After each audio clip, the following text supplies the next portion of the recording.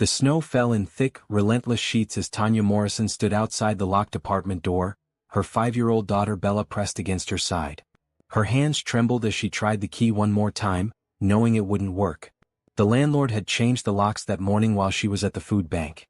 Their belongings sat in 2 black garbage bags on the sidewalk, already dusted white with snow.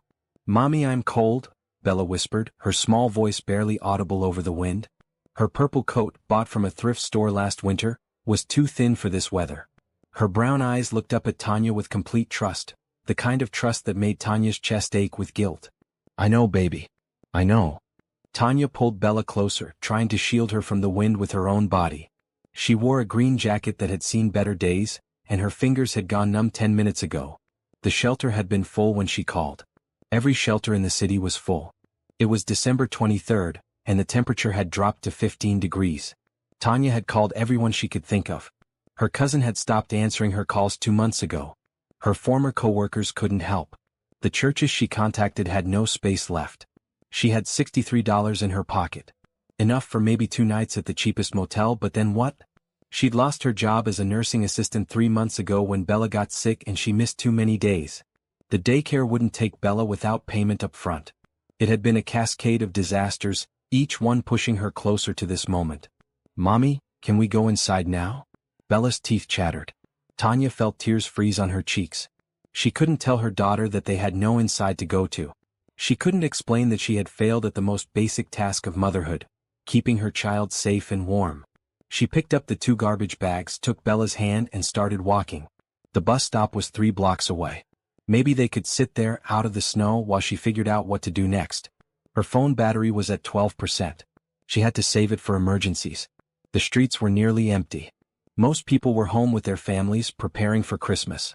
Tanya tried not to think about last Christmas, when they'd had their own apartment, when she'd scraped together enough money to buy Bella a used dollhouse. Bella had been so happy. She'd played with it every day. That dollhouse was probably in a dumpster now. They reached the bus stop, but it offered little shelter. The plastic walls did nothing against the wind. Tanya sat on the cold bench and pulled Bella onto her lap, wrapping both arms around her. "Tell me a story, Mommy," Bella said, her voice small. Tanya's throat tightened. Even now, even in this moment, her daughter asked for stories. "Once upon a time," she began, her voice cracking, "there was a little girl who was braver than anyone in the whole world." "Was it me?" Bella asked. "Yes, baby. It was you." Bella nestled against her chest. "What happened to the brave girl?" Tanya closed her eyes. She didn't know how this story ended. She didn't know if it ended well at all. They sat there for 20 minutes. Tanya watched cars pass, their headlights cutting through the snow. Families inside, warm and safe. She felt invisible. She felt like a ghost watching the living world continue without her. Then a black car slowed down. At first, Tanya thought it was going to pass like all the others. But it stopped completely, right in front of the bus stop. The window rolled down. Tanya's first instinct was fear. She pulled Bella closer. But the man who looked out at her didn't look threatening. He was middle-aged, with gray at his temples, wearing an expensive-looking coat. His face showed concern. "Are you all right?" he asked. Tanya wanted to lie. She wanted to say they were fine, that they were just waiting for a bus.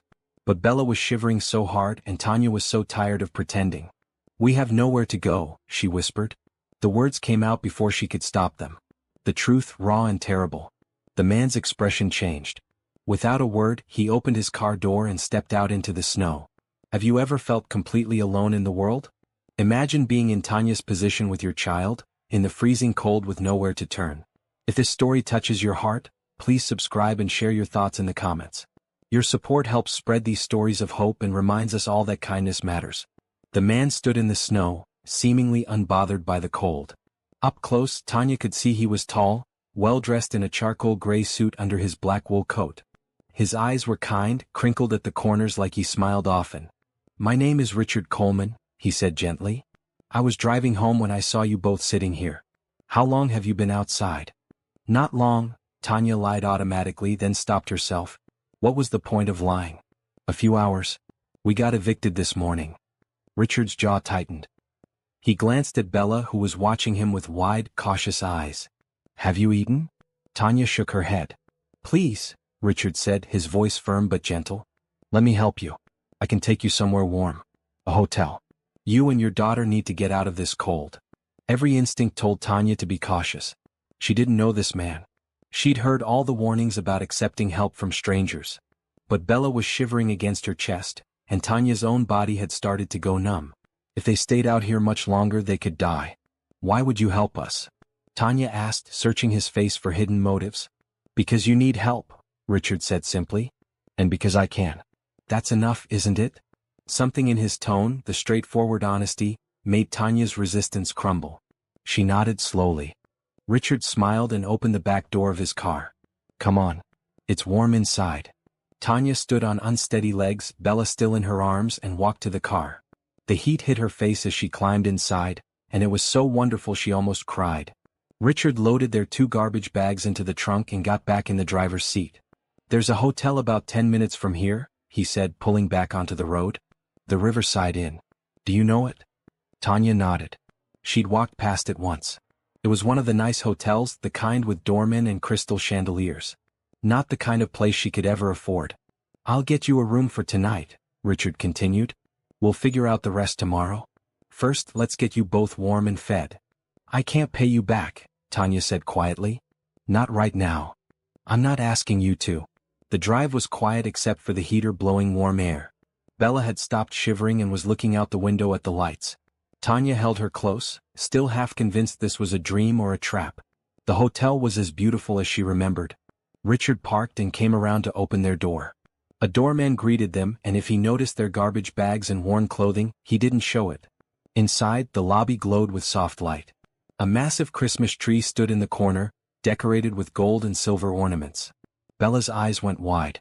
Richard spoke quietly with the woman at the front desk, who nodded and handed him a key card. He turned to Tanya. Room 412. There's a restaurant on the 2nd floor. Order whatever you want and put it on the room. Tanya's throat was too tight to speak. She managed a nod. I'm going to call my wife, Richard said. She'll want to help too. Is that all right? Yes, Tanya whispered. Thank you. Thank you so much. Richard smiled. You're welcome. Go get warm. I'll check on you in a bit. Tanya took Bella's hand and followed a bellhop to the elevator. The room was more beautiful than anywhere Tanya had ever stayed. 2 queen beds with white comforters, a flat-screen TV, a bathroom with marble counters. Bella ran to the window to look at the city lights below. Mommy, look, she breathed. Tanya set down the garbage bags and sank onto one of the beds. It was soft. So soft. She put her face in her hands and let herself cry, just for a moment. Relief poured through her in waves. Bella climbed onto the bed beside her. Don't cry, Mommy. We're safe now. Tanya pulled her daughter into her arms and held her tight. We are, baby. We really are. An hour later, after they'd both taken hot showers and changed into clean clothes from the garbage bags, there was a knock at the door. Tanya opened it to find Richard with a woman beside him. She was elegant, with long black hair and a warm smile. She wore a red sweater and jeans, carrying several shopping bags. This is my wife, Grace, Richard said. Grace stepped forward, her smile genuine. It's so nice to meet you. Richard told me what happened. I'm so sorry you've been through this. Thank you for helping us, Tanya said. I don't know how to repay you. Grace shook her head. You don't need to. That's not why we're doing this. She held up the shopping bags. I brought some clothes for you and your daughter. I wasn't sure of sizes, so I got a few options. Tanya stared at the bags. You didn't have to do that. I wanted to, Grace said simply.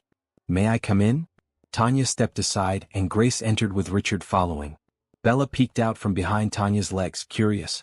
Hi there, Grace said softly, crouching down to Bella's level. What's your name? Bella, she whispered. That's a beautiful name. I brought you something. Grace pulled out a stuffed bear from one of the bags. Do you like bears? Bella's face lit up. She looked at Tanya for permission, and when Tanya nodded, she took the bear and hugged it tight. Thank you. Grace stood and turned to Tanya. Have you eaten? Not yet. We were about to order room service. Perfect. Let's order together and we can talk. They sat around the small table in the room. Richard called down to order food while Grace pulled out the clothes. There were sweaters, pants, warm socks, even a new winter coat for Bella in bright pink. How did you know her size? Tanya asked, amazed. I have a niece about her age, Grace explained. I took my best guess. The food arrived, more than Tanya and Bella could possibly eat. Pasta, soup, sandwiches, fruit, desserts. Bella ate with enthusiasm, and Tanya found her own appetite returning. As they ate, Tanya told them her story. How she'd been working as a nursing assistant, how Bella had gotten sick with pneumonia and needed her mother home, how the missed days had cost her the job. How she tried to find new work but couldn't afford daycare. How the bills had piled up until she couldn't pay rent. How her family had distanced themselves, unable or unwilling to help. Richard and Grace listened without judgment, their faces full of compassion. "I used to be good at my job," Tanya said, her voice breaking. "I used to be able to take care of us. I don't know how everything fell apart so fast." "It's not your fault," Grace said firmly. "The system failed you. You did everything you could." "Tomorrow," Richard said, "we'll figure out next steps. But tonight you both rest. You're safe here." After they left, Tanya tucked Bella into bed. Her daughter fell asleep almost immediately, the stuffed bear clutched in her arms, a small smile on her face. Tanya sat on the other bed and looked around the room. For the first time in months she felt something like hope. Morning light filtered through the hotel curtains. Tanya woke slowly, confused for a moment about where she was. Then she remembered. The snow. The bus stop. Richard Coleman. Bella was still asleep, her face peaceful. Tanya got up quietly and looked out the window. The city stretched below, covered in fresh snow that sparkled in the sunlight. It looked almost magical. There was a knock at the door. Tanya checked the peephole and saw Grace standing outside with coffee and pastries. "Good morning," Grace said cheerfully when Tanya opened the door. "I thought you might like breakfast." "You're too kind," Tanya said, accepting the bag. The smell of fresh coffee made her mouth water. "Is Bella awake?" "Not yet. She's exhausted." Grace nodded. "Let her sleep. Richard and I would like to talk with you when you're ready. No rush." They sat at the small table while Bella continued sleeping. Tanya sipped the coffee, which was the best she'd had in months. "Tanya," Grace began, her tone gentle, "Richard and I talked last night. We want to help you get back on your feet. Really help, not just a hotel room for a few days." Tanya's heart started beating faster. "What do you mean?"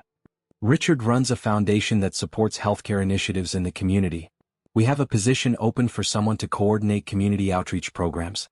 The pay isn't huge, but it's steady. Health benefits included. If you're interested, the job is yours." Tanya stared at her. "You barely know me." "We know enough," Grace said. "You're a mother trying to protect her child. You worked in healthcare. You're responsible and caring. That's what we need." "But I lost my last job. Because you had to take care of your sick daughter." "That's not a failure, Tanya. That's being a good mother." Grace reached across the table and squeezed Tanya's hand.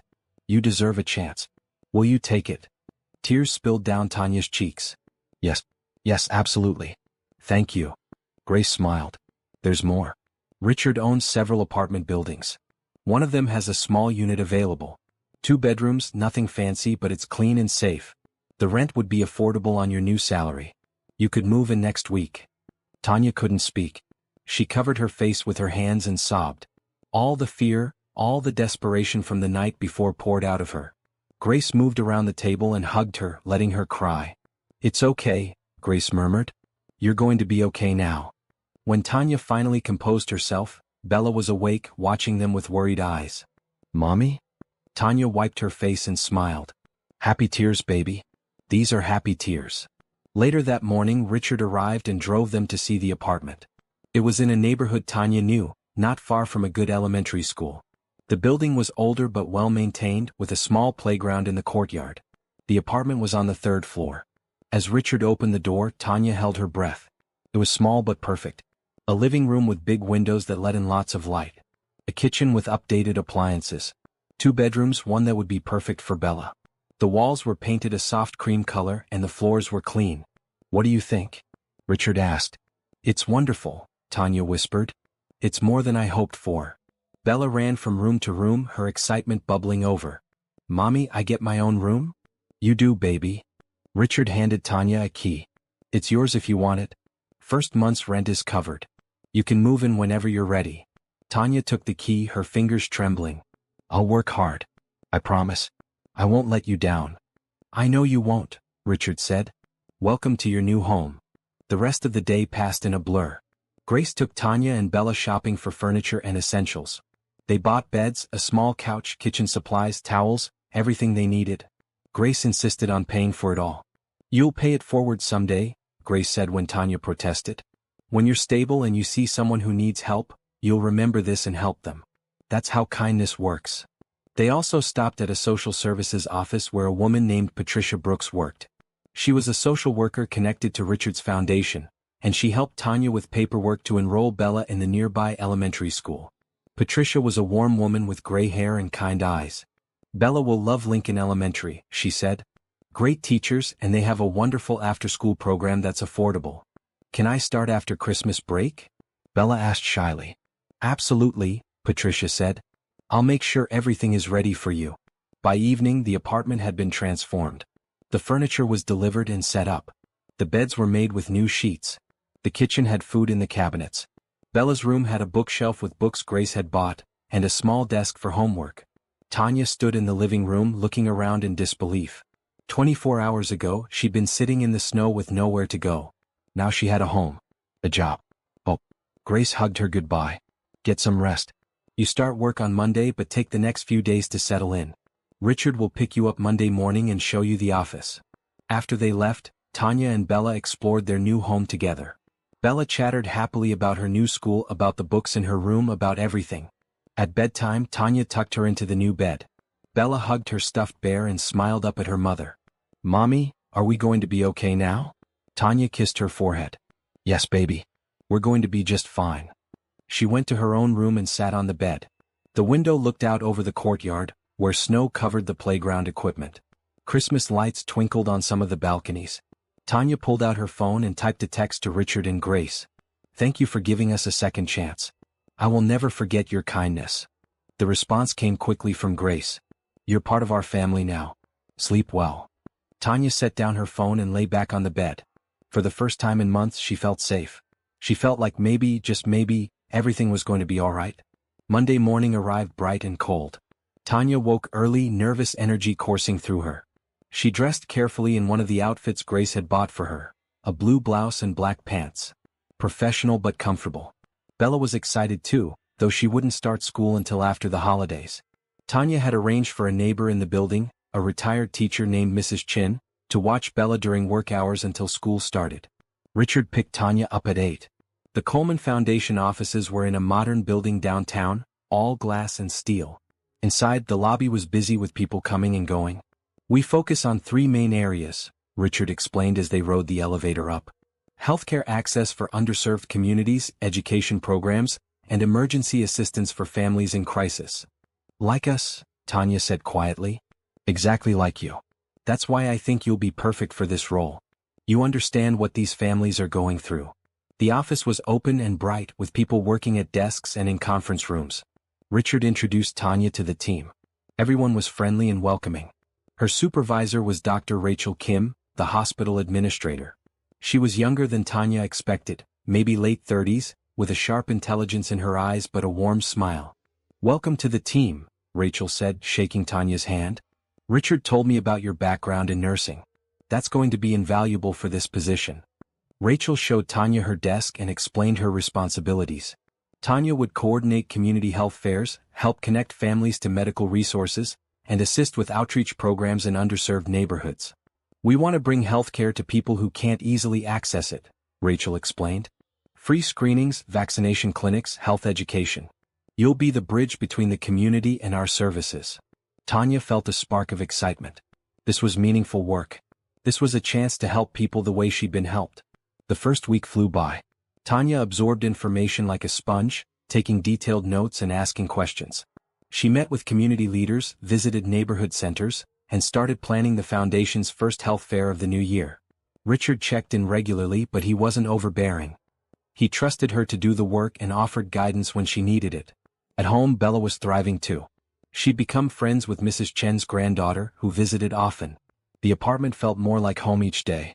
Tanya bought a small Christmas tree, and she and Bella decorated it together with inexpensive ornaments. On Christmas Eve, there was a knock at the door. Tanya opened it to find Grace holding a wrapped box. "Merry Christmas," Grace said, stepping inside. "I know the holiday has been stressful, so I wanted to bring you something." "You've already given us so much," Tanya protested. "This is different. Open it." Inside the box was a beautiful photo album, already filled with pictures. Tanya's breath caught. They were photos from the past week. Tanya and Bella at the apartment, Bella playing in the courtyard, Tanya at her desk on her first day of work. I've been taking pictures when you weren't looking, Grace admitted. I wanted you to remember this time. How far you've come. Tanya hugged her tight. Thank you. For everything. Grace stayed for dinner. They ate together, the three of them, and it felt natural. Easy. Like family. After Christmas, Bella started at Lincoln Elementary. Tanya walked her to school on the first day, her heart in her throat. Bella wore her new pink coat and carried a backpack Grace had given her, filled with school supplies. Are you nervous? Tanya asked. Bella shook her head. I'm excited. I get to make friends. The teacher, Ms. Anderson, was young and enthusiastic. She welcomed Bella warmly and introduced her to the other students. Bella waved goodbye to Tanya and joined the class without hesitation. Tanya walked to work with tears in her eyes, but they were good tears. Her daughter was in school, safe and happy. She had a job she was good at. They had a home. At the office, Tanya dove into planning the health fair. She contacted local doctors who agreed to volunteer, arranged for free blood pressure and diabetes screenings, and organized educational workshops about nutrition and preventive care. One afternoon, while working late, she ran into someone unexpected.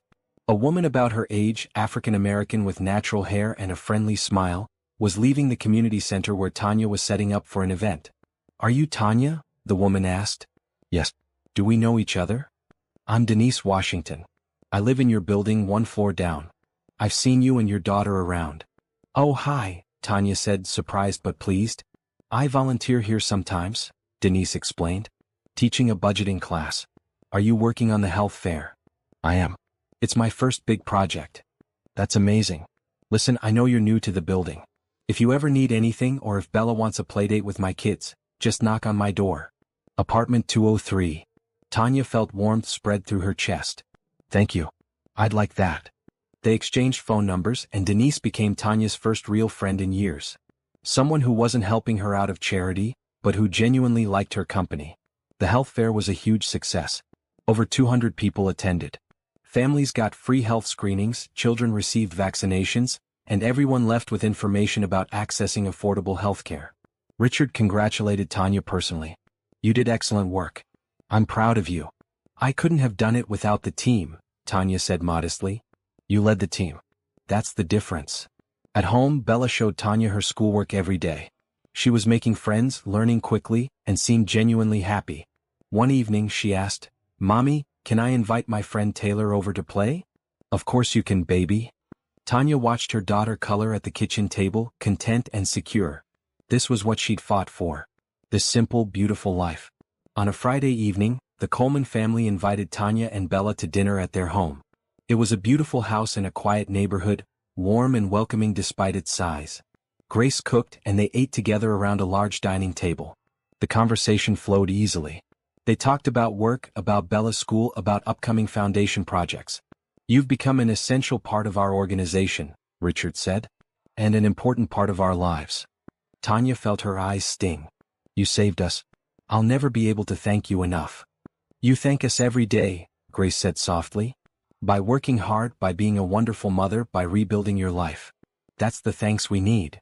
Driving home that night, Bella asleep in the back seat, Tanya felt something she hadn't felt in years. Peace. Real deep peace. She wasn't just surviving anymore. She was living. She was building something good. And it was all because two strangers had chosen kindness over indifference. She promised herself she would remember this feeling. And someday when she had the chance, she would help someone else the way Richard and Grace had helped her. Winter settled into a comfortable routine. Tanya excelled at work, Bella thrived at school, and their apartment became a real home filled with laughter and warmth. But beneath Tanya's gratitude, a struggle was growing. She felt unworthy. Every time Richard or Grace offered additional help, something small like tickets to a children's theater show or a gift card for groceries, Tanya's stomach twisted with guilt. She kept detailed mental notes of every kindness, every dollar spent on her behalf, as if she could somehow repay it all someday. One Saturday in late January, Grace invited Tanya for coffee while Bella played with Denise's daughter at the apartment. They met at a quiet cafe near Tanya's building. How are you settling in? Grace asked, stirring cream into her coffee. Good. Really good. Tanya wrapped her hands around her mug. I still can't believe how much has changed. You've worked hard for it. But I wouldn't have had the chance without you and Richard. Tanya's voice dropped. Sometimes I feel like I'm taking advantage of your generosity. Like I don't deserve all this help. Grace set down her spoon and looked directly at Tanya. Can I tell you something about Richard? Tanya nodded. He grew up poor. Really poor. His father, Thomas, worked 3 jobs to keep food on the table. Richard was smart, got good grades, but they couldn't afford college. He thought his future was working in a factory like his dad. Tanya listened, surprised. She'd assumed Richard came from money. When Richard was 18, a man named James Warren saw something in him. James was a successful businessman who volunteered at the community center where Richard played basketball. James offered to pay for Richard's college education. Full tuition, books, everything. That's incredible, Tanya whispered. Richard tried to refuse. He felt the same way you do now. Unworthy. Like he was taking advantage. But James told him something Richard never forgot. Grace leaned forward. He said, "This isn't charity. This is investment. I'm investing in your future because I believe in you. And someday you'll invest in someone else. That's how we change the world." Tanya felt tears building. James paid for Richard's college and medical school. Richard became a doctor, then built his fortune through medical technology patents. The first thing he did with that money was create the foundation. He wanted to be someone's James Warren. Is James still alive? Tanya asked. He passed away 5 years ago. But Richard visits his grave every year on the anniversary of the day they met. He brings flowers and tells James about the people he's helped. About the lives changed because James took a chance on him. Grace reached across the table and took Tanya's hand. You're not taking advantage. You're letting Richard honor James's legacy. You're part of a chain of kindness that goes back decades. And someday you'll add another link to that chain. Tanya wiped her eyes. I want to finish my nursing degree. I was 2 semesters away when I had to stop. But I can't ask you for more help. It's too much. What if you didn't have to ask? What if we offered? Grace. The foundation has a scholarship program for employees pursuing healthcare degrees. You'd qualify. You could take evening classes, finish your degree, and eventually move into a higher position. Maybe even become a nurse practitioner. Tanya's heart raced. I could really do that. You absolutely could. And you should. They talked for 2 more hours. Tanya shared her dreams, her fears, her worries about Bella growing up without a father. Grace listened without judgment, offering wisdom and support. You're stronger than you know, Grace said as they parted. And you're not alone anymore. Let us help. Let yourself accept that you deserve good things. That evening, Tanya sat with Bella on the couch, reading together. Bella's head rested against her shoulder, her small hand holding the page. Mommy, are you happy? Bella asked suddenly.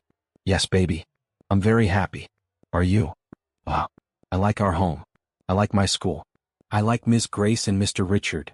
They're special people. They love us, right? Tanya's throat tightened. Yes, sweetheart. I think they do. Good. I love them too. The next week, Tanya met with Richard in his office. She decided to accept the scholarship offer, but she needed to say something first. I've been keeping track, she admitted, handing him a notebook. Inside, she'd written down every expense, every gift, everything Richard and Grace had provided. I know I can't pay you back right now, but someday I will. Every cent. Richard took the notebook and, without looking at it, put it in his desk drawer. This stays here. When you've finished your degree and you're established in your career, you can look at it again if you want. But Tanya, you don't owe me money. You owe yourself the chance to build the life you want. I just need you to know I'm not the kind of person who takes without giving back. I already know that. You give back every single day. You show up to work early. You stay late to finish projects. You treat everyone with kindness and respect. You're an amazing mother. That's what matters. Tanya felt the weight she'd been carrying start to lift. Thank you for understanding. Thank you for letting us be part of your journey. Tanya enrolled in evening classes at the community college. The foundation paid her tuition. Denise offered to watch Bella 2 evenings a week when Tanya had class. Mrs. Chin covered the other evenings. You've got a whole village now, Denise said, smiling. That's how it's supposed to be. Tanya's first night of class was nerve-wracking. She was older than most of the other students, and it had been years since she'd sat in a classroom. But as the professor began teaching, something clicked. She belonged here. She could do this. She studied during Bella's bedtime, sometimes falling asleep over her textbooks. She took notes compulsively, afraid of missing anything. Her first test came back with a 96% grade. She cried when she saw it. I'm so proud of you, Mommy, Bella said when Tanya told her. I'm proud of you too, baby. We're both working hard. At work, Tanya's confidence grew. She proposed new programs, led team meetings, and built strong relationships with community partners. Rachel gave her more responsibility, and Tanya rose to meet each challenge. One afternoon, Richard called her into his office. I want you to represent the foundation at a healthcare conference next month. You'll present our community outreach model to other organizations. Tanya's eyes widened. Me? Are you sure? I'm positive. You know the work better than anyone. You'll be excellent. Tanya prepared meticulously. She created a presentation, practiced in front of Denise and Grace, revised it based on their feedback. When the conference day arrived, she was nervous but ready. She stood in front of a room full of healthcare professionals and told her story. Not just the foundation's work, but her own experience. How she'd been homeless just months ago. How help had come when she needed it most. How that help had transformed not just her circumstances, but her entire future. The room was silent when she finished. Then someone started clapping. Then another person. Soon the entire audience was applauding. Afterward, several people approached her to ask questions, to get her contact information, to tell her they were inspired. Tanya felt 10 feet tall. Richard was waiting in the lobby, beaming with pride. You were phenomenal. I was terrified. You didn't show it. You were confident, articulate, passionate. That's the Tanya I knew was in there all along. Driving home, Tanya thought about Grace's story. About James Warren seeing potential in a young Richard. About Richard seeing potential in her. About the chain of kindness that connected them all. She was beginning to understand that accepting help wasn't weakness. It was courage. It took courage to admit you needed support, to trust others with your vulnerability, to believe you deserved good things. That night, she tucked Bella into bed and sat beside her in the dim light of her nightlight. Mommy, will you always be my mommy? Bella asked sleepily. Always, baby. Forever and ever. Even when I'm grown up? Even when you're grown up. Bella smiled and closed her eyes, secure in her mother's love. Tanya sat there for a long time watching her daughter sleep. She thought about where they'd been and where they were going. She thought about trust, about kindness, about the people who had lifted them up when they were down. And she made a promise to herself. She would finish her degree, she would build a career, and she would spend the rest of her life helping others the way she'd been helped. The chain of kindness would continue. She would make sure of it. February brought challenges Tanya hadn't anticipated. As she juggled work, school, and motherhood, exhaustion became her constant companion. She woke at 5 every morning, got Bella ready for school, worked a full day at the foundation, picked up Bella, helped with homework, made dinner, and then studied late into the night. On class nights, her schedule was even more compressed. One Tuesday evening, Tanya fell asleep over her anatomy textbook. She woke at midnight, panicked, realizing she hadn't prepared for a presentation at work the next day. She worked until 3 in the morning, her eyes burning, her coffee long gone cold. The presentation went poorly. She stumbled over her words, lost her place in her notes, and could see Rachel's concerned expression from across the conference room. Afterward, Rachel pulled her aside. Tanya, are you okay? I'm fine, Tanya lied, then immediately regretted it. Actually, no. I'm struggling. I'm trying to do everything and I'm afraid I'm not doing anything well. Rachel's expression softened. Can I give you some advice? Please. You don't have to prove yourself every single day. You've already proven you belong here. It's okay to ask for help.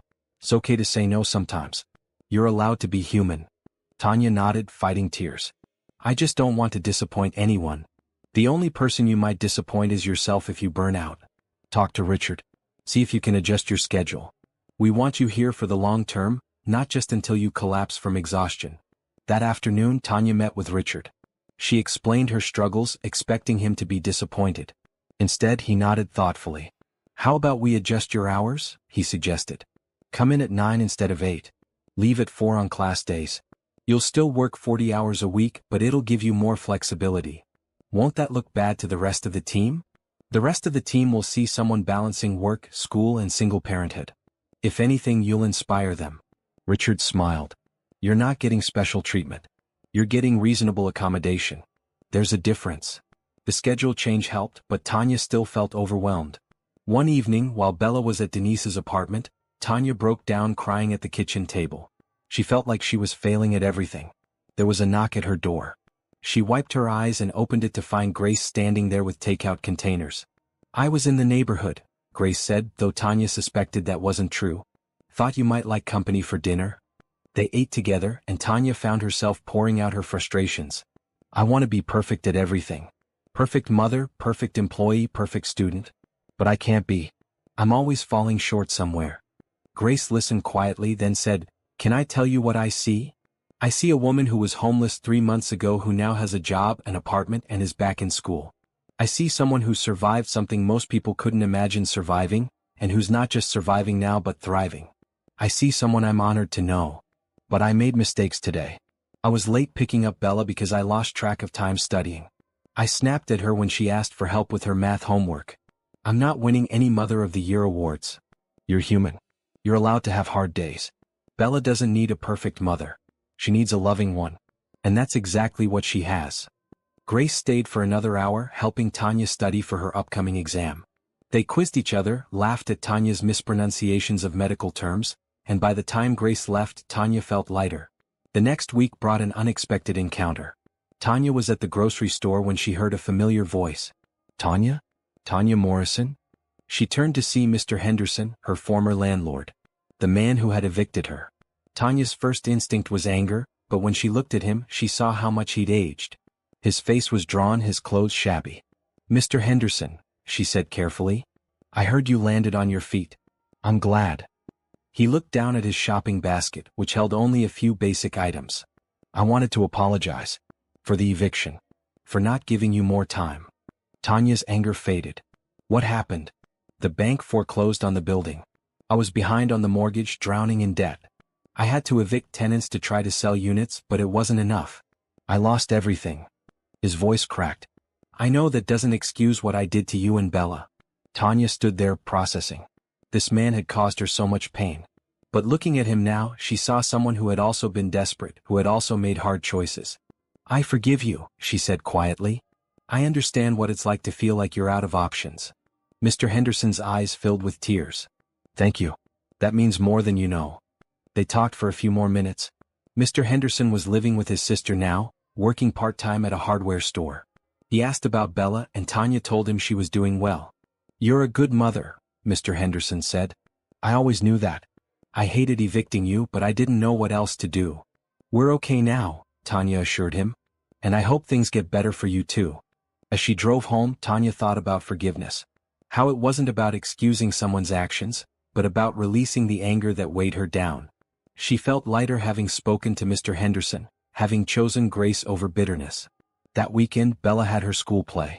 She was playing a flower in a production about spring. She'd been practicing her lines for weeks, her excitement building each day. The Coleman family came to watch. Richard, Grace, and even Richard's father, Thomas, who was visiting from out of state. Tanya sat with them in the auditorium, feeling like part of a family. Bella was wonderful on stage. She said her lines clearly, waved to the audience when it wasn't her turn to speak, and beamed with pride. Tanya's heart swelled watching her. Afterward, they all went out for ice cream. Thomas was quieter than the others, observing more than participating. Tanya felt him watching her, and she wondered what he was thinking. Your daughter is delightful, Thomas said finally. Thank you. She's my whole world. Richard tells me you're back in school. Yes, sir. Finishing my nursing degree. Thomas nodded slowly. That's admirable. Not many people would have the courage to start over the way you have. Tanya felt surprise at the compliment. I had help. Your son and Grace gave me a chance when no one else would. Richard has a good heart. Always has. Thomas paused. Sometimes too good. He wants to save everyone. There was something in his tone that made Tanya uneasy, but before she could respond, Bella grabbed her hand. Mommy, can I get sprinkles? Of course, baby. The moment passed, but Tanya remembered that conversation. She sensed Thomas had reservations about her, about Richard's generosity. She hoped she was wrong. At work, Tanya was given a new project, developing a program to help single parents access childcare while they worked or went to school. It was perfect for her. She understood the challenges firsthand. She threw herself into the work, interviewing other single parents, researching successful programs in other cities, and drafting a comprehensive proposal. Rachel praised her thoroughness. This could help so many families, Rachel said, reviewing the proposal. Let's present it to Richard and the board. The presentation was scheduled for late March. Tanya prepared meticulously, knowing this could make a real difference for people in situations like she'd been in. The night before the presentation, Denise came over with her kids. They all ate pizza together while Bella and Denise's daughter played. "You nervous about tomorrow?" Denise asked. "Terrified," Tanya admitted, "but also excited. This program could actually happen. It'll be amazing." "You're amazing." Tanya smiled. "I don't know about that." "I do. You're my hero, you know. Watching you rebuild your life, go back to school, work so hard. You inspire me every day."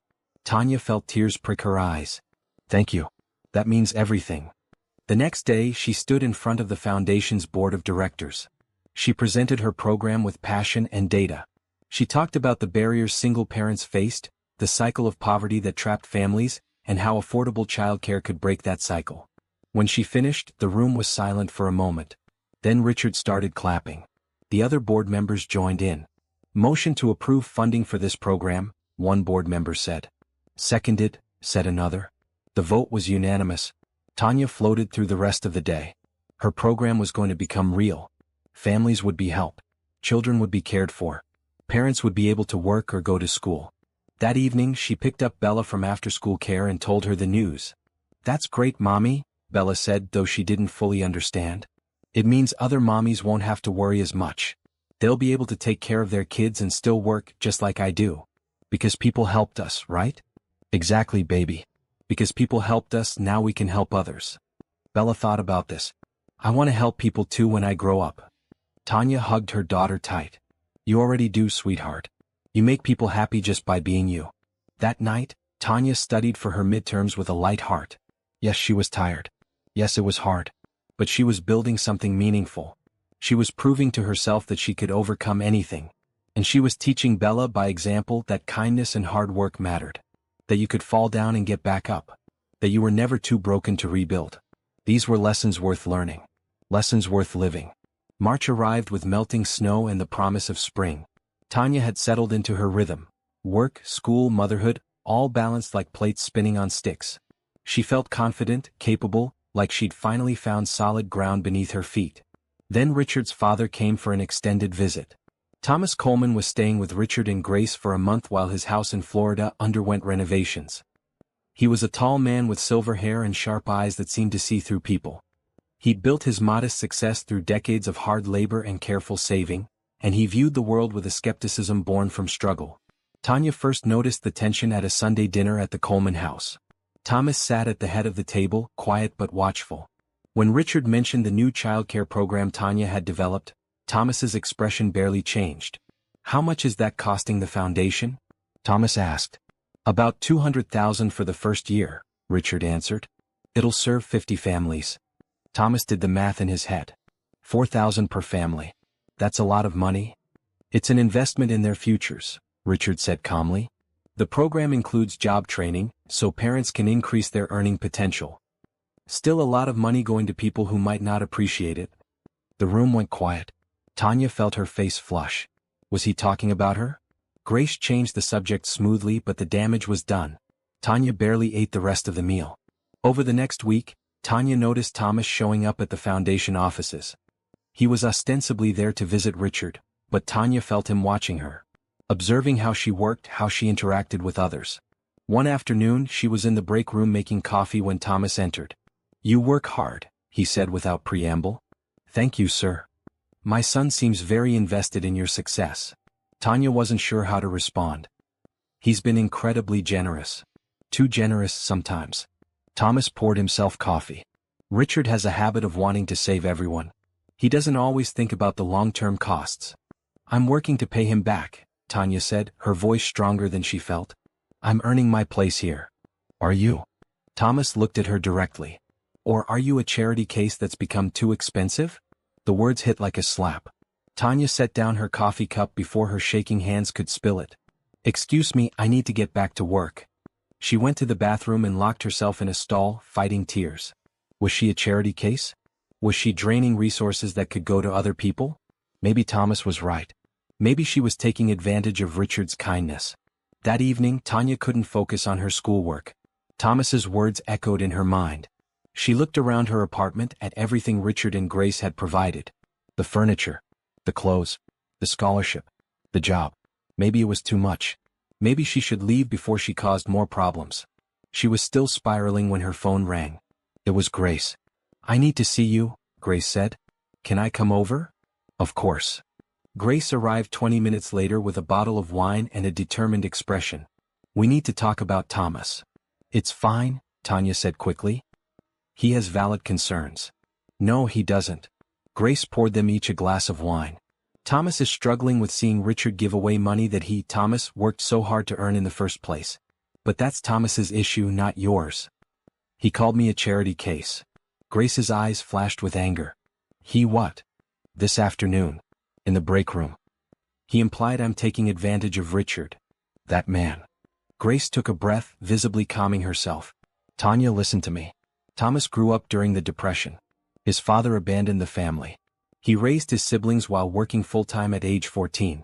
He's never fully trusted anyone outside family, and he's suspicious of people accepting help because he never accepted any himself.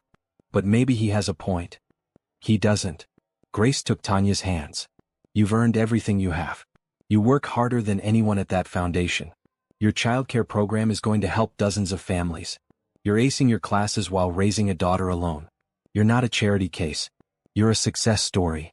But Richard has spent so much money on us. Richard has invested in you. There's a difference. And he's doing it because he wants to, because he sees your potential, because helping you brings him joy. Thomas doesn't understand that. He sees charity as weakness, both for the giver and the receiver." Tanya wiped her eyes. "What should I do?" "Keep doing what you're doing. Prove Thomas wrong by continuing to be amazing. And trust that Richard knows what he's doing." They talked for another hour. Grace shared more about Thomas, about the walls he'd built around himself after a lifetime of hardship. She wasn't excusing his behavior, but she was helping Tanya understand it. The next day at work, Richard called Tanya into his office. She went with dread, expecting him to say Thomas had convinced him she was a mistake. Instead, Richard looked angry. "Grace told me what my father said to you." "It's okay." "It's not okay." Richard stood and walked to the window. "My father is a good man in many ways. But he's also stubborn and judgmental. He doesn't understand what I'm trying to do here. He's worried about you. About the foundation's finances." "The foundation is fine. More than fine. We're helping more people than ever and we're financially stable." Richard turned to face her. "Tanya, I need you to understand something. Helping you wasn't charity. It was justice. You deserved better than what life had given you. I had the power to make things better, so I did. That's not charity. That's humanity." Tanya felt tears building again. She'd cried more in the past 24 hours than in the past 3 months combined. "My father sees the world through the lens of scarcity," Richard continued. "There's never enough. Every dollar given away is a dollar lost. But I see abundance. I see opportunity. I see the chance to break cycles of poverty and give people the tools to build better lives. He thinks you're being taken advantage of. He's wrong. You've given back to this foundation more than money could measure. You've brought passion, intelligence, and heart to everything you do. The programs you've created will outlast both of us. That's the return on investment that matters." Tanya nodded, unable to speak. "Don't let my father's fear make you doubt yourself. You belong here. You've earned your place." That evening, Tanya picked up Bella from after-school care and went to the park. They sat on the swings together, pushing off gently. "Mommy, why do you look sad?" Bella asked. "I'm not sad, baby. Just thinking." "About what?" "About how sometimes people don't understand each other, even when they're trying to be good." Bella thought about this. Like when Taylor said my drawing was ugly, but she was just sad because her drawing didn't turn out how she wanted? Exactly like that. Sometimes people say mean things because they're hurting inside. Did someone say something mean to you? Sort of. But it's okay. I know they didn't mean it the way it sounded. Bella reached over and patted Tanya's hand. "You're the best mommy in the world. Don't be sad." Tanya smiled through her tears. "Thank you, sweet girl. You always know how to make me feel better." The tension with Thomas continued for another week. Tanya tried to avoid him, but the foundation offices weren't that large. She felt his disapproving gaze during staff meetings, sensed his questions and conversations with Richard that stopped when she entered the room. Then something unexpected happened. The foundation hosted a community event, a health and wellness fair at a neighborhood center. Tanya had organized it, coordinating volunteers, arranging for free health screenings, and setting up educational workshops. Thomas came with Richard and Grace. Tanya watched him observe the event with his usual skeptical expression. But then a young mother approached the registration table with 3 small children. She looked exhausted, overwhelmed. Tanya recognized that look. It was the same one she'd worn months ago. "Is this really free?" the mother asked, her voice barely above a whisper. "Completely free," Tanya assured her. "Health screenings, dental checkups for the kids, nutrition counseling. Everything. And we have childcare so you can attend the parenting workshops if you're interested." The mother's eyes filled with tears. "I can't afford the doctor. My kids need checkups for school, but I don't have insurance." "You came to the right place." Tanya came around the table and gently guided her to the screening area. "We'll take care of everything. You're not alone." She spent the next hour personally helping the family, making sure they got everything they needed. She introduced the mother to Patricia, the social worker who could help her apply for state insurance. She made sure the kids each got a toy and a book to take home. Thomas watched all of this from across the room. At the end of the event, as they were cleaning up, Thomas approached Tanya. She braced herself for another criticism. "That mother you helped," Thomas said. "The one with 3 children." "Yes. You saw yourself in her, didn't you?" Tanya met his eyes. "I was her. Not that long ago." Thomas was quiet for a long moment. "My son saw something in you that I didn't. I apologize for that." Tanya's surprise must have shown on her face. "I've spent my whole life believing that if you work hard enough, you won't need help. That accepting help is weakness." Thomas looked around at the families leaving the event, their arms full of resources and information. "But watching you today, I realize that's not true. Sometimes people need help through no fault of their own. And giving that help isn't weakness. It's strength." "Thank you for saying that," Tanya said softly. "You're doing good work here. Important work. I was wrong about you." He walked away before Tanya could respond. She stood there, stunned, feeling like a weight had lifted from her shoulders. Richard appeared beside her. "Did my father just apologize to you?" "I think he did. That's a rare occurrence. You must have really impressed him." "I didn't do anything special. I just helped someone who needed it." "That's exactly what impressed him." Richard smiled. "Welcome to the family, officially." That night, Tanya tucked Bella into bed and thought about Thomas's words. She'd spent so long feeling like she needed to prove herself, to earn her place, to justify the help she'd received. But maybe that wasn't the point. Maybe the point was simply to use the help she'd been given to help others. To take the blessing she'd received and pass it forward. That was the real return on investment. Not money or status or recognition, but the ripple effect of kindness spreading through a community. She fell asleep that night feeling for the first time like she truly belonged. Not because she'd earned it through some superhuman effort, but because she was part of something bigger than herself. She was part of a family built on kindness. And that was enough. April brought warmer weather and new beginnings. The trees lining Tanya Street burst into bloom, pink and white petals drifting like snow on sunny days. Bella spent hours at the playground after school, her laughter carrying through open windows. The foundation was preparing for its annual gala, a fundraising event where donors and community partners gathered to celebrate the year's achievements. Richard had asked Tanya to speak about the childcare program, which had already enrolled 20 families in its pilot phase. "I've never spoken at something like this," Tanya said nervously during a planning meeting. "You spoke at the healthcare conference," Rachel reminded her. "And you were phenomenal. This is no different. That was professionals. This is wealthy donors. What if they think I don't belong there?" Grace, who was helping plan the event, looked up from her notes. "Then they'll be wrong. You have every right to be there. More than most people, actually. You understand the work we do because you've lived it." Thomas, who had been attending foundation meetings more regularly, spoke up. "Grace is right. Your perspective is valuable. Don't underestimate yourself." Tanya still felt surprised every time Thomas supported her. Their relationship had shifted after the community health fair. He wasn't warm exactly, but he was respectful. He asked about Bella, about Tanya's classes, about her work.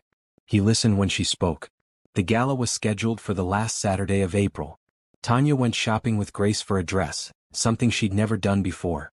Grace took her to a boutique where the clothes cost more than Tanya used to make in a week. "I can't afford any of this," Tanya whispered. "My treat," Grace said. "Consider it part of your work wardrobe. You'll have more events like this in the future." They found a dress in deep blue, elegant but not too formal, that made Tanya feel beautiful and confident. Grace also insisted on new shoes and a small handbag. "You look stunning," Grace said as Tanya examined herself in the mirror. "I look like someone else." "You look like yourself, just polished." There's a difference. The night of the gala, Denise came over to watch Bella. "Have fun being fancy," she said, hugging Tanya. "You deserve this." The event was at an elegant hotel downtown, the same one Richard had taken Tanya and Bella to that first night. Walking through the doors now, dressed in her beautiful gown, felt surreal. For months ago she'd been homeless. Now she was speaking at a fundraiser. The ballroom was spectacular. Round tables covered in white linens, centerpieces of flowers, soft lighting that made everything glow. People in expensive clothes mingled with champagne glasses, their laughter filling the space. Tanya felt out of place until Richard appeared with Thomas beside him. "You look wonderful," Richard said warmly. "Thank you. I'm terrified." "That means you care. You'll do great." Thomas nodded his agreement. "Your speech is strong. I read the draft. It'll move people." Tanya had shown Thomas her speech the previous week, uncertain if she should include personal details about her own experience with homelessness. He'd encouraged her to be honest. "People give money to causes that touch their hearts," he'd said. "Your story will touch hearts." The evening began with dinner. Tanya sat at a table with Richard, Grace, Thomas, Rachel, and several major donors. The conversation flowed easily. When people asked what she did at the foundation, she explained the childcare program with growing confidence. "That's exactly the kind of initiative we need," one donor said. "Too many programs address symptoms rather than root causes. Affordable childcare addresses a root cause." After dinner, Richard took the stage to talk about the foundation's work. He spoke about health initiatives, education programs, and emergency assistance for families in crisis. Then he introduced Tanya. "Our next speaker knows firsthand the challenges facing single parents in our community. She joined our team 4 months ago and has already made an incredible impact. Please welcome Tanya Morrison." Tanya walked to the stage on shaking legs. She looked out at the crowd, at all those well-dressed strangers, and felt panic rising. Then she saw Bella's teacher, Ms. Anderson, sitting at a table near the back. Ms. Anderson gave her an encouraging smile and thumbs up. Tanya took a breath and began. "4 months ago I was homeless. My daughter and I were evicted from our apartment on the coldest night of winter. We had nowhere to go. The shelters were full. I sat at a bus stop in the snow, holding my 5-year-old daughter, and I didn't know if we would survive the night." The room had gone completely silent. Then a stranger stopped his car. A man I'd never met, who had no reason to help us, who could have driven past like everyone else. But he didn't. Richard Coleman got out of his warm car, stood in the snow, and offered help. And when I was too scared and too proud to accept, he insisted. Not in a demanding way, but in a way that made me understand something important. Accepting help isn't weakness. It's courage. Tanya looked directly at Thomas as she said this. He was watching her with an expression she couldn't quite read. "Richard and Grace gave us a place to stay that night. Then they gave us an apartment. Then a job. Then a scholarship so I could finish my nursing degree. They gave us hope when we had none left. They gave us a future when we thought we had no future." She paused, her voice thick with emotion. "But here's what I want you to understand. They didn't do this because they're saints or because they wanted recognition. They did it because they believe everyone deserves a chance. They did it because they understand that circumstances, not character, often determine whether someone succeeds or struggles. They did it because they know that helping one family creates a ripple effect through an entire community." Tanya described the childcare program, how it was already helping families. She talked about the mother she'd met at the community health fair, the one who reminded her of herself. That mother now has childcare for her children and is enrolled in job training. In 6 months she'll be working as a medical assistant. Her children will have stability and opportunity. And someday when those children are grown, they'll remember that their community helped their family when they needed it most. They'll remember that kindness matters. And maybe they'll help someone else. She wrapped up her speech with a call to action, asking donors to support the expansion of the childcare program. "Every dollar you give changes a life. Change my life. It can change countless others." The applause was thunderous. People stood. Tanya saw tears on many faces, including Thomas's. As she returned to her table, donors approached her, asking questions, expressing support. Several wrote checks on the spot. One couple pledged $50,000 specifically for the childcare program. Richard hugged her. "That was perfect. Thank you for sharing your story. Thank you for giving me a story worth sharing." Later in the evening, Thomas asked Tanya to step outside onto the terrace with him. The spring air was cool, refreshing after the warmth of the ballroom. "I need to tell you something," Thomas said, looking out at the city lights. Okay. When Richard first told me about you, I was angry. I thought he was being foolish, throwing money at a problem that couldn't be solved. I thought you would take advantage of his generosity and disappear as soon as you got what you needed. Tanya said nothing, letting him speak. I was wrong about you. Completely wrong. Thomas turned to face her. But more than that, I was wrong about what charity means. I spent my whole life believing that people should pull themselves up by their bootstraps, that accepting help was shameful. I judged others for needing support because I was too proud to ever accept it myself. You survived through hard work, Tanya said. That's admirable. Maybe. But I also pushed away people who tried to help. I told myself I didn't need anyone. And you know what that cost me. Thomas's voice cracked slightly. My wife left me 20 years ago because I was too stubborn to accept her help when I lost my job. My daughter doesn't speak to me because I criticized her for going to therapy when she was depressed. I've spent my whole life being so determined to be self-sufficient that I've ended up alone. You have Richard. I almost lost him too. When he wanted to start this foundation, I told him he was wasting his money. I said the same thing I said about you, that people would take advantage of him. Richard went ahead anyway, and we didn't speak for 2 years. Tanya hadn't known this. Watching you tonight, hearing your speech, I finally understood what Richard has been trying to tell me for years. Community matters. Connection matters. We're not meant to survive alone. We're meant to help each other. Thomas pulled an envelope from his jacket pocket. I want to contribute to your childcare program. This is $50,000. It's a significant portion of my savings, but I can't think of a better way to use it. Tanya stared at the envelope. Mr. Coleman, you don't have to do this. I know I don't. I want to. Let me be part of what you're building. Let me help break the cycle I've been trapped in my whole life. Thank you, Tanya whispered, accepting the envelope. This will help so many families. Good. That's good. Thomas cleared his throat, emotion making his voice rough. You're a remarkable woman, Tanya. My son was right about you. I'm sorry it took me so long to see it. They went back inside together. The rest of the evening passed in a blur of conversations and congratulations. By the end of the night, the foundation had raised over $500,000, much of it designated for the childcare program. Driving home with Grace and Richard, Tanya felt overwhelmed with gratitude. You changed my father tonight, Richard said from the front seat. I've never seen him like that. Open. Vulnerable.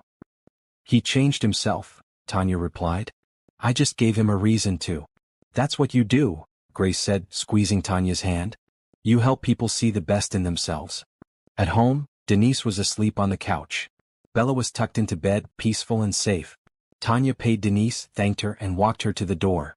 Then she went to Bella's room and sat beside her daughter's bed in the dark. She thought about the journey they'd taken from that frozen bus stop to this moment.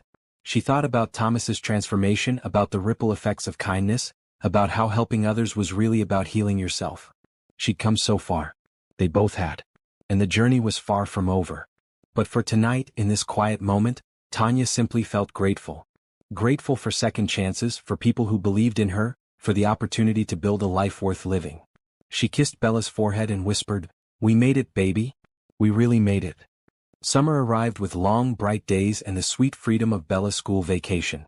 The childcare program had expanded beyond Tanya's wildest hopes.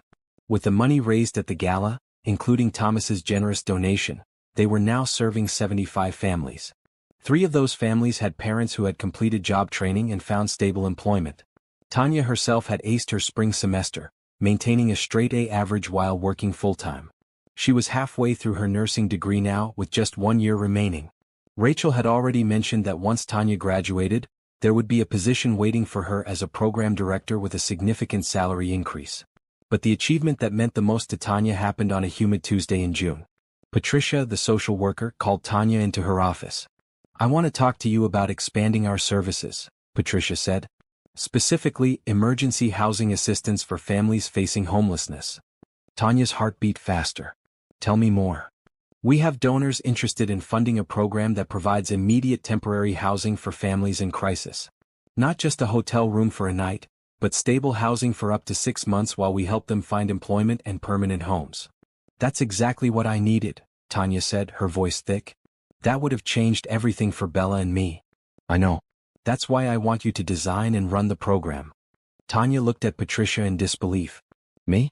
Run the entire program? You understand the challenges these families face better than anyone. You know what they need because you've lived it. Richard and I agree you're the perfect person for this. Tanya's hands trembled. This was a chance to help people in the exact situation she'd been in. To be someone's Richard Coleman. To give families the hope she'd been given. Yes, she said firmly. Absolutely yes. Over the next month, Tanya poured herself into developing the program. She researched best practices, interviewed families who had experienced homelessness, and worked with local housing authorities to identify available units. Richard secured a building with 20 furnished apartments specifically for the program. In late July the program launched. It was called Second Chances, and the first family moved in on a Saturday morning. Tanya met them at the building. A young woman named Nicole Harper, 26 years old, with 2 children, a 7-year-old son named Marcus and a 3-year-old daughter named Sophie. Nicole had been living in her car for 3 weeks after fleeing a dangerous relationship. Tanya saw her own fear and exhaustion reflected in Nicole's eyes. "Welcome," Tanya said warmly, shaking Nicole's hand. "You're safe now." Nicole started crying. Marcus held her hand while Sophie clung to her leg, wide-eyed and uncertain. "I'm sorry," Nicole said, wiping her eyes. "I'm just so tired." "I know," Tanya said gently. "I was where you are not that long ago. And I promise you it gets better." She showed them to their apartment. 2 bedrooms, a full kitchen, a bathroom with a tub for the kids. It was furnished with everything they needed: beds, dishes, towels, even toys for the children. Nicole walked through the apartment like she was in a dream. "This is really ours?" "For 6 months, absolutely. Rent-free. During that time, we'll help you find employment, enroll Marcus in school, get childcare for Sophie, and secure permanent housing. You'll meet with Patricia, our social worker, twice a week. We'll also connect you with legal aid to help with your situation." "Why are you helping me?" Nicole asked, suspicious despite her gratitude. "What do you want?" "Nothing. I want nothing except for you and your children to be safe and stable." Tanya pulled out her phone and showed Nicole a picture from that December night. Tanya and Bella outside the hotel, both looking exhausted and scared. "This was me 7 months ago. A stranger helped us when we had nowhere to go. Now I get to help you. That's how this works." Nicole stared at the photo. "That was really you? That was really me. And now look." Tanya showed her recent photos. Bella at her school play, Tanya at the foundation gala, pictures of their cozy apartment. 7 months. That's all it took to go from homeless to stable. "You can do this. I'll help you." Nicole broke down sobbing. Tanya held her while the children watched, unsure what was happening. "These are good tears," Tanya assured them. "Your mom is just relieved. Everything's going to be okay now." Over the following weeks, Tanya worked closely with Nicole and the other families in the program. She connected them with resources, advocated for them with employers and landlords, celebrated their victories and supported them through setbacks. Nicole found a job as a receptionist at a medical office. Marcus enrolled in a summer program at the elementary school. Sophie got into the subsidized daycare connected to Tanya's childcare program. One evening in August, Nicole invited Tanya to dinner at the apartment. It was nothing fancy, just spaghetti and salad, but the home felt warm and lived in. Marcus showed Tanya his drawings from summer program. Sophie demonstrated how she could count to 10. "I got my first paycheck yesterday," Nicole said as they ate. "It's not much, but it's mine. I earned it." "That's huge," Tanya said, beaming with pride. "I've been thinking about what happens when the 6 months are up. I'm scared I won't be ready." "We'll make sure you're ready. Aunt Patricia is working with a landlord who has affordable units available. You'll transition smoothly. I promise." Nicole set down her fork. "Can I ask you something personal?" "Of course. Do you ever feel guilty? Like you should have been able to do it on your own?" Tanya thought about this carefully. "I used to. I felt like accepting help meant I was weak or had failed somehow. But I've learned that's not true. We're not meant to survive alone. We're meant to support each other. You're not weak for accepting help. You're strong for doing what your children needed even when it was hard. I just want them to have a good life." "They will. Because you're fighting for them. Because you didn't give up even when things got impossibly hard. That's what they'll remember. Not that you struggled, but that you kept going." After dinner, driving home through warm summer streets, Tanya thought about how much her life had changed. She'd gone from receiving help to giving it. From feeling powerless to empowering others. From surviving to thriving. At home, Bella was at the kitchen table working on a craft project with Denise's daughter. Denise was on the couch reading. "How'd it go?" Denise asked. "Good. Really good. Nicole is doing so well." You're making such a difference, you know. These families are lucky to have you. I'm lucky to have this chance. Later that night, after Bella was asleep, Tanya sat at her desk reviewing applications for the Second Chances program. There were so many families in need. Single mothers mostly. Women who had lost everything through no fault of their own. Women who just needed a break, a chance, someone to believe in them. Tanya approved 5 new families for the program. They would move in next month. 5 more chances to break the cycle. 5 more families given hope. Her phone rang. It was Grace. I wanted to let you know, Grace said. The board approved funding to expand Second Chances to 40 apartments. You'll need to hire staff to help manage it. Tanya gasped. 40 apartments? That's incredible. You built something special. The board sees the results. The families you've helped are succeeding. That's the proof they needed. After they hung up, Tanya sat in the quiet of her apartment, overwhelmed with emotion. 40 families. 40 chances to change lives. 40 opportunities to pay forward the kindness she'd received. She thought about that night in December, sitting at the bus stop with Bella, certain their story was ending. She could never have imagined this future. Never dreamed she would go from desperate and homeless to running programs that helped others. But here she was. The next day at work, Richard called Tanya into his office. I hear congratulations are in order, he said, smiling. 40 apartments. That's going to help a lot of families. I can't believe it's real. Sometimes I have to pinch myself. You've earned every bit of this success. I'm proud of you. I couldn't have done any of it without you and Grace. You gave me the foundation to build from. We gave you an opportunity. You did the building. Richard leaned back in his chair. I want to tell you something. The program we created, the way we did it, using someone with lived experience to design and run it? Other cities are noticing. We've gotten calls from foundations in Chicago, Seattle, Atlanta. They want to replicate what you've done. Really? Really? Your model works because it's built on understanding and compassion, not assumptions about what poor people need. You know what they need because you were there. Tanya felt tears building. I just wanted to help people the way I was helped. And you are. More than you know. That weekend, the foundation organized a celebration for families who had completed the Second Chances program. 3 families had transitioned to permanent housing and stable employment. Nicole was among them. The event was at a community center with food, music, and games for the kids. Bella played with Marcus and Sophie, their laughter filling the space. Parents shared their stories, their struggles, their victories. Nicole stood to speak, her voice strong and clear. 7 weeks ago, I was living in my car with my children. I was scared, exhausted, and out of options. Then I met Tanya Morrison, who gave me hope. Who told me I wasn't alone. Who helped me believe I could build a better life for my kids. Nicole looked directly at Tanya. You saved us. You gave us a second chance. And I promise you I will pay it forward. When I'm stable, when I'm strong, I will help someone else the way you helped me. The room erupted in applause. Tanya wiped tears from her cheeks. This was why she did this work. This moment. This transformation. This proof that kindness mattered. After the event, Richard, Grace, and Thomas stood with Tanya watching the families leave, their faces bright with hope. You've built something remarkable, Thomas said. I was wrong about a lot of things, but I was most wrong about you. You're not just someone who needed help. You're someone who's changing the world. I'm just doing what was done for me. That's exactly what makes it special, Thomas said. You're creating a cycle of kindness. Every family you help will help someone else. It spreads like ripples in a pond. Grace hugged Tanya. I'm so proud of you. You've come so far. We've come so far, Tanya corrected. All of us together. Driving home that evening with Bella beside her, Tanya thought about the chain of kindness that connected them all. James Warren helping Richard. Richard helping her. Her helping Nicole and dozens of other families. Those families going on to help others. It was beautiful. It was powerful. It was proof that one person's choice to be kind could change the world. Mommy? Bella said from the passenger seat. Yes, baby? When I grow up, I want to help people like you do. Tanya reached over and squeezed her daughter's hand. You already do, sweetheart. Just by being kind and caring. That's how it starts. Will we always help people? Always. Because we know what it's like to need help. And we'll never forget. That night, Tanya updated her gratitude journal, something Grace had encouraged her to start.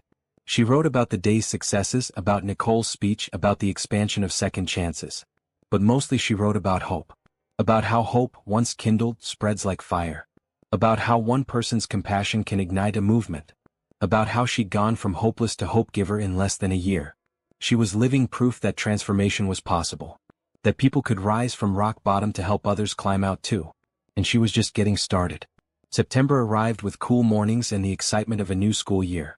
Bella started first grade, confident and happy, carrying a new backpack Richard and Grace had given her. Tanya watched her daughter run into school without looking back, secure in the knowledge that her mother would be there when she came out. That security, Tanya reflected, was worth more than anything money could buy. The Second Chances program was thriving. All 40 apartments were now occupied, and Tanya had hired 2 staff members to help manage the program. Patricia, who had left her social work position to join full-time, and Nicole, who had completed a social services certification program and wanted to help other families the way she'd been helped. "I never thought I'd be on this side of things," Nicole said during a staff meeting. "Helping instead of being helped. It feels good." "That's the whole point," Tanya said, smiling. "You've lived it. You understand what these families need." At home, Tanya's own life had reached a new level of stability. She'd moved to a larger apartment in the same building, a 3-bedroom that she could finally afford with her increased salary as program director. Bella had her own room, and there was a small office where Tanya studied for her final year of nursing school. She was on track to graduate the following spring, and Rachel had already confirmed that a position as Director of Community Health Initiatives would be waiting for her, with a salary that would put Tanya firmly into the middle class. Not wealthy but secure. Comfortable. Able to save for Bella's future. One October evening, Tanya received a call from Richard. "Can you come to my office tomorrow? There's something Grace and I want to discuss with you." Tanya's stomach flipped nervously. "Is everything okay?" "Everything's fine. Better than fine, actually. We just have a proposal for you." The next morning, Tanya sat in Richard's office with Grace beside him. They both looked excited but serious. "We've been talking," Richard began, "about the foundation's future. Specifically about succession planning." Tanya waited, unsure where this was going. "I'm not retiring anytime soon," Richard continued, "but I am 67 years old. At some point, someone else will need to lead this organization. Someone who understands its mission and values. Someone who's lived the challenges our programs address." Grace leaned forward. "We want that person to be you." Tanya stared at them. "Me? Run the entire foundation?" "Not immediately," Richard clarified. "This would be a 5-year plan. You'd finish your nursing degree, work as Director of Community Health Initiatives for a few years, and gradually take on more leadership responsibilities. By the time you're ready, you'll have the experience and knowledge to lead effectively. But I've only been here 9 months. There are people with decades of experience." "Experience isn't everything," Grace said. "Vision is what matters. Compassion is what matters. Understanding the people we serve is what matters. You have all of that. We've watched you build the Second Chances program from nothing," Richard added. "We've seen your leadership skills, your ability to inspire others, your commitment to the mission. You're exactly the kind of leader this foundation needs." Tanya felt tears building. "I don't know what to say." "Say you'll think about it," Grace suggested. "You don't need to decide now. But we wanted you to know that we see this as your future if you want it." Tanya left the meeting in a daze. Her running a major foundation. It seemed impossible. Yet as she thought about it throughout the day, it began to feel right. She'd spent her life feeling powerless, and now she had the chance to have real power. Not power over people but power to help people. To shape programs that changed lives. That evening she talked it over with Denise while their daughters played together. "Of course you should do it," Denise said immediately. "You're amazing at this work. Why wouldn't you lead?" "Because I'm scared I'll mess it up. That I'm not qualified." "You're more qualified than most people. You've lived what these families are going through. That's the qualification that matters." Tanya talked to Thomas too, who had become an unexpected mentor. They met for coffee once a week, and Thomas shared his business wisdom while Tanya shared her program updates. "Leadership isn't about knowing everything," Thomas told her. "It's about caring enough to surround yourself with people who know what you don't. You have the care. The rest you can learn." By early November, Tanya had made her decision. She called Richard and Grace and told them yes. She would work toward leading the foundation. They celebrated with dinner at the Coleman house, the 4 of them plus Bella and Thomas. It felt like a family gathering, warm and easy. Bella sat next to Thomas, who had become her honorary grandfather, telling him about her school play. "I'm going to be a tree," Bella announced proudly. "An important role," Thomas said seriously. Trees provide oxygen and shade. Very crucial. That's what I said, Bella agreed. After dinner, Richard raised his glass. A toast to Tanya. From that December night when we first met to today, watching you grow into a leader has been one of the greatest privileges of my life. You've made our family stronger and our foundation better. Here's to your future. They all clinked glasses. Tanya looked around the table at these people who had become her family. Grace, who had shown her what unconditional support looked like. Thomas, who had learned to open his heart. Richard, who had seen potential in her when she couldn't see it herself. And Bella, the reason she'd kept fighting when giving up would have been easier. Thank you, Tanya said, her voice thick with emotion. All of you. For seeing something in me I didn't know was there. For giving me a chance when I had nothing. For teaching me that accepting help isn't weakness and that kindness can change the world. You changed your own world, Grace said softly. We just provided the tools. In December, the foundation held its first anniversary celebration for the Second Chances program. 53 families had been served in its first year. 38 had successfully transitioned to permanent housing and stable employment. The success rate was far beyond industry standards. Media covered the event. News crews interviewed Tanya, Nicole, and other families. The story of how a program designed by someone who had experienced homelessness was succeeding where traditional programs often failed spread across the city and beyond. That night, Tanya's phone rang. It was a producer from a national morning show asking if she'd come to New York to discuss the program on air. People need to hear your story, the producer said. And they need to know about this model. It could be replicated nationwide. Tanya agreed, simultaneously terrified and excited. 2 weeks later, she and Bella flew to New York. It was Bella's first time on a plane, her first time in such a big city. They made it an adventure, visiting the Central Park Zoo and eating pizza in Times Square. The morning show interview went well. Tanya spoke honestly about her experience, about the program's success, about the importance of addressing root causes of poverty rather than just symptoms. What do you want people to understand about homelessness? The host asked. That it can happen to anyone, Tanya said. I had a job, an apartment, a plan. Then my daughter got sick, I lost my job, and within months we were on the street. Most people experiencing homelessness aren't chronically homeless. They're people who hit a rough patch and don't have a safety net. If we provide that safety net, temporary support with dignity and respect, most people recover quickly and go on to thrive. After the interview aired, the foundation's phone rang constantly. Other cities wanted to implement the program. Donors offered funding. Families in need reached out for help. Tanya worked with Rachel to create a training program for other organizations wanting to replicate Second Chances. Within 6 months, similar programs launched in 5 cities, each led by someone with lived experience of homelessness. The model was spreading. The ripple effect was real. On a cold evening in late February, exactly 1 year after Tanya had started at the foundation, she received an unexpected visitor at her apartment. When she opened the door, she found a young woman holding a little girl's hand. The woman was crying.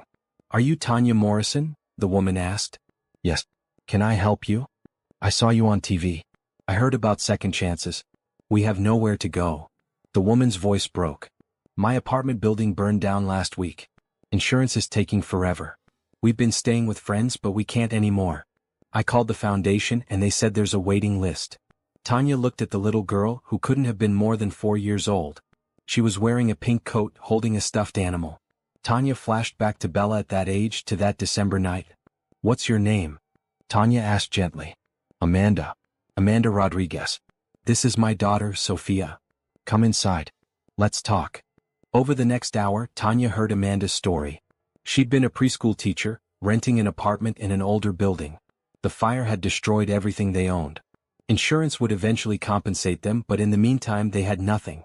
Amanda had missed work to deal with the crisis and was afraid she'd lose her job. I'll call the foundation first thing in the morning, Tanya promised.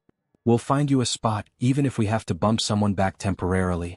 You and Sophia will not sleep on the street. Amanda sobbed with relief. Thank you. Thank you so much. I've been where you are. I know how it feels. You're going to be okay. I promise. True to her word, Tanya worked with the team to get Amanda and Sophia into an apartment within 2 days. She personally helped them move in, brought them groceries, made sure they had everything they needed. Why are you doing this? Amanda asked, echoing the question Tanya herself had asked Richard a year ago. Because someone did it for me. Because you deserve help. Because that's what community means.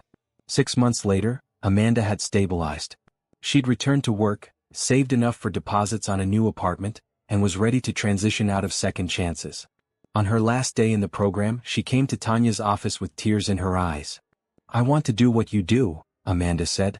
"I want to help families the way you helped me. How do I start?" Tanya smiled, remembering asking similar questions. "Start by healing. Take care of yourself and Sophia. Build your stable life. And when you're ready, there will be opportunities to give back. The foundation is always looking for people with lived experience. Your time will come. Thank you for everything. You saved our lives. You saved your own lives by not giving up. I just provided a bridge." That spring, Tanya graduated from nursing school. Bella, Richard, Grace, Thomas, Denise, Nicole, Amanda, and dozens of families from Second Chances attended the ceremony.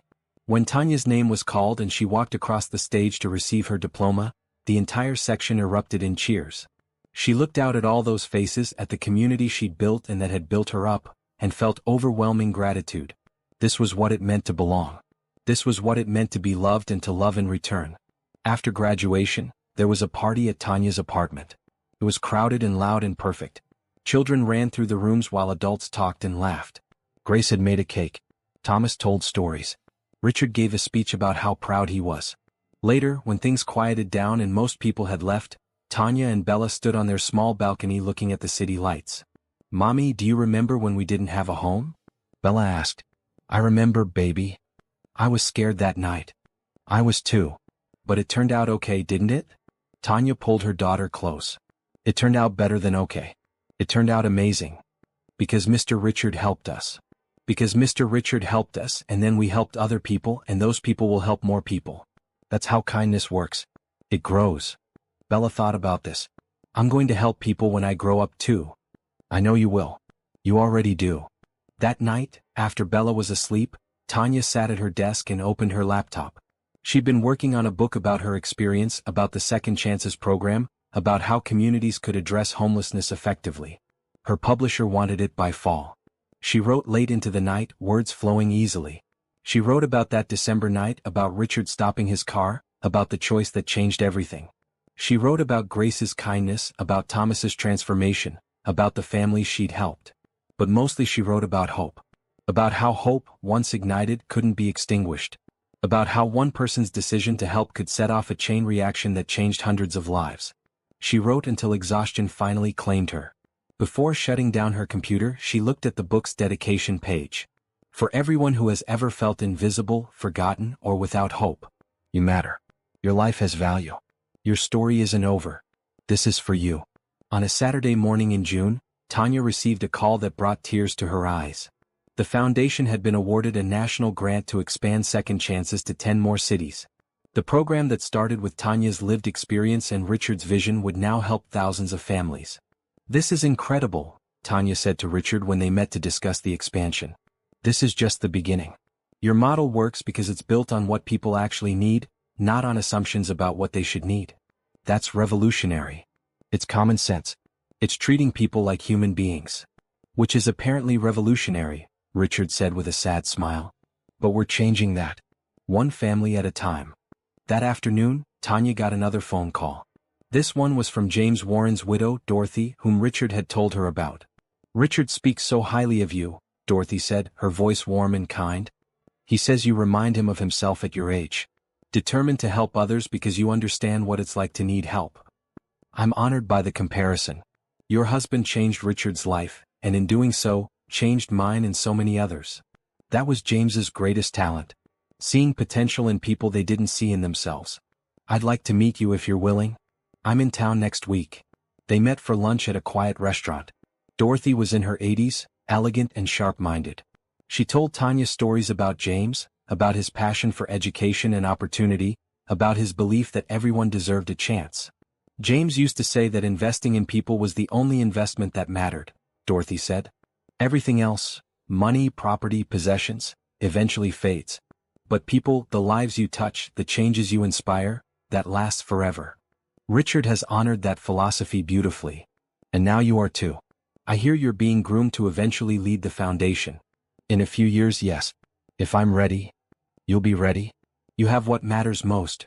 You've walked in the shoes of the people you serve. that gives you wisdom no degree can provide. Dorothy reached into her purse and pulled out an envelope. I want to give you something.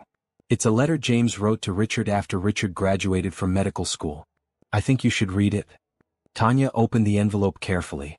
The letter was dated 35 years earlier, written in neat handwriting. Dear Richard, congratulations on your graduation. I'm so proud of you, though not surprised by your success. I always knew you had greatness in you even when you didn't know it yourself. As you begin your career, remember why you're doing this work. Not for money or prestige, but to serve, to heal, to make the world a little better than you found it. I helped you because I could, because you needed it, and because I believed in you. Now I ask that you do the same for others. When you see someone struggling, someone with potential but no opportunity, help them. Give them the chance I gave you. This is how we change the world. Not through grand gestures, but through small acts of kindness that ripple outward. One person helping another, who helps another, who helps another. An endless chain of compassion. You will do great things, Richard. I have no doubt. But the greatest thing you'll do is help others do great things too. With love and pride, James. Tanya read the letter 3 times, tears streaming down her face. This was the foundation of everything. This letter, written decades ago, had led to Richard helping her, which led to her helping Nicole and Amanda and dozens of others, which would lead to them helping hundreds more. Thank you for sharing this, Tanya whispered. James would have loved you, Dorothy said, patting Tanya's hand. You're exactly the kind of person he believed in. Keep doing what you're doing. Keep building that chain of kindness. On Bella's 7th birthday in July, they had a big party at a park pavilion. All their friends came. Denise and her kids, Nicole and her children, Amanda and Sophia, families from Second Chances, co-workers from the foundation. Richard, Grace and Thomas were there, of course. Even Dorothy came, charming everyone with her stories. Tanya watched Bella run around with other children, her laughter bright and free. This was the childhood Tanya had fought for. This security, this joy, this community of love. Richard approached, holding a small wrapped box. This is from Grace and me. We wanted to give it to you privately. Tanya opened it to find a key. What's this? The building where you live is being sold. The new owner plans to convert it to luxury condos. We bought your unit so you wouldn't have to worry about moving. It's yours. No rent, no mortgage. Fully paid. Tanya stared at the key. You bought my apartment? Consider it payment for all you've done for the foundation. For the thousands of lives you'll touch through your work. For being part of our family. Tanya hugged Richard tight, unable to speak. Grace joined them and they stood there together, a makeshift family bound by love rather than blood. We have one more thing to tell you, Grace said. The board voted yesterday. When Richard retires in 3 years, you'll become the foundation's executive director. Not as an interim. As the permanent leader. 3 years. Tanya said. I thought it would be 5. You're ready, Richard said simply. You've proven that. The board agrees unanimously. That night, after everyone had gone home and Bella was asleep, Tanya sat in her living room holding the key to her apartment. Her apartment. Hers completely, with no fear of eviction, no landlord to answer to, no rent to struggle to pay. She thought about the chain of events that led here. Her hitting rock bottom. Richard choosing to stop his car. Grace opening her heart. Thomas learning to trust. Her deciding to help others the way she'd been helped. Every choice had mattered. Every act of kindness had rippled outward. Her phone buzzed with a text from an unknown number. Hi, this is Amanda. I just wanted to let you know I applied to volunteer at the foundation. Patricia said they need people to help with outreach. I hope I get it. I want to start giving back. Tanya smiled and typed back. You'll get it. And you'll be wonderful at it. Proud of you. The chain continued. The ripples spread. The world became a little bit better, one person at a time. Tanya walked to Bella's room and stood in the doorway watching her daughter sleep. Bella had her stuffed bear from that first night tucked under her arm. She looked peaceful, secure, loved. We made it, baby, Tanya whispered. We really made it. But more than that, they'd created a path for others to make it too. They'd taken their pain and transformed it into purpose. They'd taken the kindness they received and multiplied it. This was the happy ending Tanya had once thought impossible. But it wasn't really an ending at all. It was a beginning. A beginning of a life dedicated to service, to compassion, to lifting others up. She thought about James Warren's letter, about building chains of kindness that ripple through time. She was part of that chain now. Essential link connecting past generosity to future hope. Tanya walked to the window and looked out at the city. Somewhere out there, another person was sitting in the cold, wondering if they'd survive. Another mother was holding her child, terrified of tomorrow. Another family was one crisis away from losing everything. But now, because of the work she and Richard and so many others had done, there was help available. There was hope. There was a second chance waiting. Tanya pulled out her phone and opened her work email. There was a message from the emergency hotline they'd set up for families in crisis. A woman named Jennifer had called, desperate, with 2 children and nowhere to go. Without hesitation, Tanya typed a response to the intake coordinator. Get her contact information. I'll call her first thing in the morning. We'll find her a place in second chances. No one sleeps on the street tonight. She hit send and felt a deep sense of purpose settle over her. This was her calling. This was why she'd survived that terrible December night. Not just to save herself and Bella but to save others too. The next morning, Tanya called Jennifer. She heard the fear in the woman's voice, the exhaustion, the barely contained panic. She heard herself from a year ago. You're going to be okay, Tanya said with absolute certainty. I'm going to help you. We're going to help you. You and your children will be safe, warm, and fed. This is not the end of your story. It's just a difficult chapter. Trust me, I know. I've been exactly where you are. Really? Jennifer's voice broke with hope. Really? I'll tell you all about it when we meet. But for now, just know this. You're not alone anymore. You have a whole community ready to support you. We've got you. After the call, Tanya sat at her kitchen table with her morning coffee and opened her gratitude journal. She wrote about Jennifer, about the chance to help another family, about the beautiful symmetry of it all. Then she wrote, 1 year ago I had nothing. Today I have everything that matters. Not because I'm wealthy or powerful, but because I'm connected. Because I'm loved. Because I have purpose. Because I get to help others find their way out of the darkness I once knew. This is what it means to be truly rich. Not money in the bank but love in your heart. Not possessions but purpose. Not taking from the world but giving to it. Thank you, Richard, for stopping your car. Thank you, Grace, for opening your home. Thank you, Thomas, for opening your heart. Thank you, Bella, for giving me a reason to keep fighting. And thank you, James Warren, who I never met but whose kindness changed my life across decades. I will honor your legacy by building that chain of compassion until my last breath. The story isn't over. It's just beginning. Tanya closed the journal and looked at the clock. Time to wake Bella for school. Time to go to work and change more lives. Time to keep building, keep growing, keep spreading hope. She walked to Bella's room with a light heart and a grateful spirit. The sun was streaming through the windows, painting everything in warm, golden light. Outside, birds were singing. Inside, her daughter was safe and loved. This was the life she'd fought for. This was the future she'd built from nothing. And this was just the beginning of all the good that would come from one stranger's decision to stop his car on a cold December night and offer help to someone who desperately needed it. Kindness, hope, and love had led them here. And those same forces would carry them forward, creating ripples that would spread far beyond anything they could imagine, touching lives they'd never meet, in places they'd never go, for years they'd never see. The chain continued. The story went on. The light kept spreading.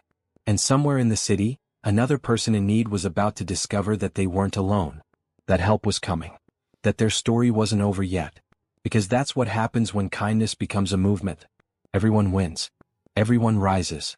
Everyone gets a second chance. And the world becomes a little bit better, one family at a time.